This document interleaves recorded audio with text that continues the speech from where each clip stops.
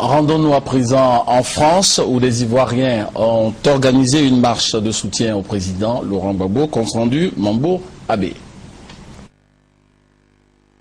Devant l'intransigeance des Occidentaux à cautionner les fraudes électorales, les violences électorales et l'illégalité en Côte d'Ivoire, devant les manœuvres et diverses manipulations orchestrées via certains médias pro-gouvernementaux pour accompagner leur stratégie, et devant les conséquences désastreuses déjà enregistrées sur le terrain et devant les craintes des populations, les capitales européennes s'enflamment, notamment Paris, où chaque week-end, les Ivoiriens et Africains en nombre grandissant battent le pavé pour dénoncer l'ingérence maladroite de leurs hôtes dans les affaires de leur pays d'origine. Je suis Camerounais et je ne suis pas pour le gouvernement international. Leur communauté internationale, c'est de la merde. C'est une coquille vide. On est pour Laurent Gbagbo parce que Laurent Gbagbo gagnera et l'Afrique va gagner dans tout le monde entier. La Côte d'Ivoire libre, c'est l'Afrique qui est libre. Et les Camerounais que je suis le dit, et on est 90% à l'autre dire haut et fort.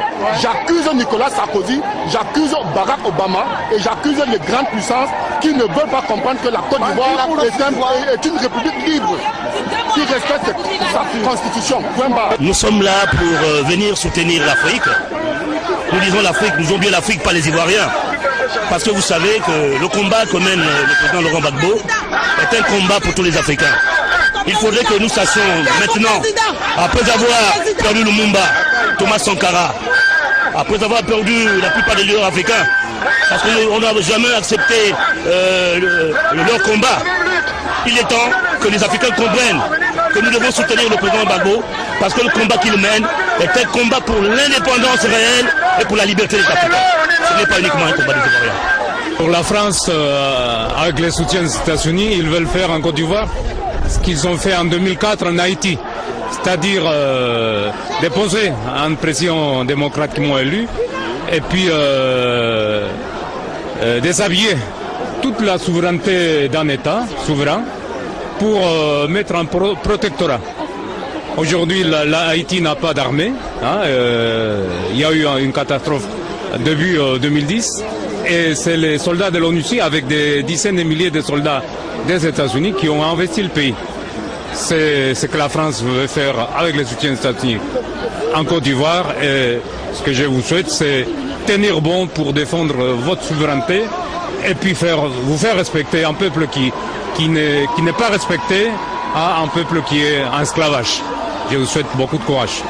Ce dimanche, la violence s'est exportée à Paris, où des partisans de Ouattara ont voulu empêcher par des agressions les pro-légalistes de marcher, et cela au nez et à la barbe de la police française. Ces affrontements ont fait plusieurs blessés. Je sortais du métro, ils m'ont dit non, c'est vous qu'on poursuivait.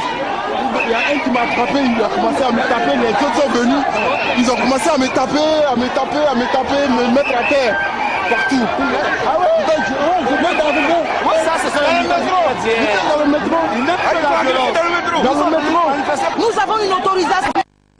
Et ici, en France, pour marcher, il faut une autorisation. Je ne peux pas comprendre que ce soit le RDN qui soit protégé. Ils n'ont même pas d'autorisation. Et au vu, au su de la police, ils agressent nos gens. Là, au moment où on devait démarrer, il y a le cordon de sécurité qui les a retenus parce qu'ils voulaient infiltrer la marche pour frapper tout le monde. C'est pas normal, c'est scandaleux. J'étais venu pour sauver l'honneur de la Côte d'Ivoire.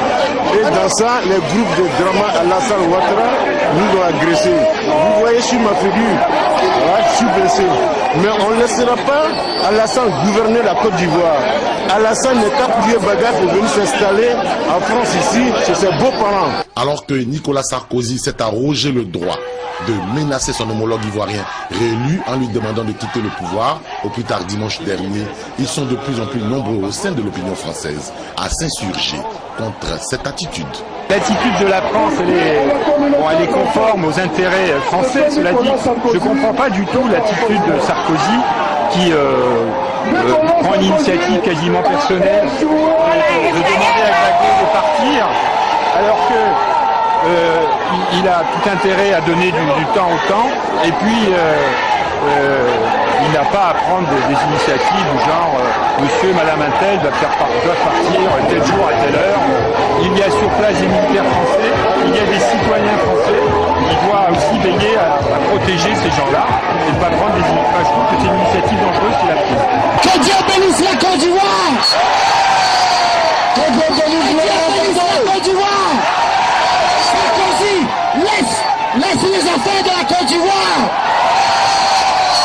Que Dieu bénisse Gbagbo! C'est lui qui a été élu! Dans le projet d'Ivoire! Dans les autres capitales européennes, c'est le même son de cloche. Une divergence se dessine entre les pouvoirs publics européens et les opinions nationales sur la gestion des questions politiques sur le continent noir.